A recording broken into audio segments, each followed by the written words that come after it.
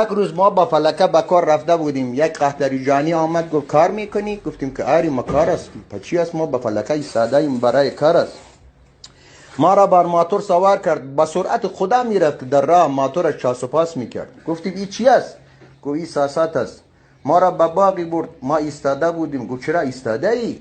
گفتیم چه کار کنیم؟ خب بیلی کلنگی. گفت بیل کار نیست، تمانت کنده کن. گفتیم تمام که کنده کنیم که شرف ما میردی، چی کار است؟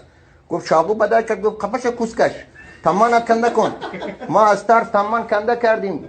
یک بار دو بار سی بار ما را کرد است. تمان آمدیم بالکش کنیم. گفت چه کار میکنی؟ گفتیم خود دیگر کار تمام است، بلند نمیشد دیگر، نمیتانی بکنی. گفت قفش و کوسکش، پایین کش کن که مهمان زیاد است. خلاصه میگفت به در نگاه کردم، دیدم های موتور چاس و پاس میکرد، های آدم میمادن، های مرا میکردن. خلاصه تا آفتاب صبح که زد است که ما را کردن.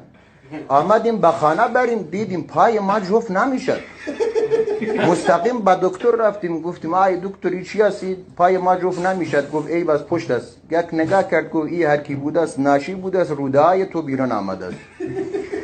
گفتیم خودش جوش میخورد. در راه به خانه رفتیم غذا بخوریم که دیدیم غذا که به دهان میذاریم در معده بند نمیشد، از او خارج میشد.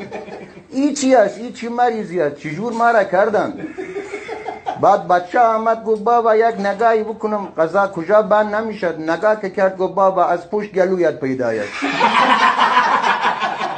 خدا شاهد است، به خدا قسم، به خدا قسم، از او روز به بعد با فلکه که می آییم صدای چاس و پاس که می آید ما فرار میکنیم.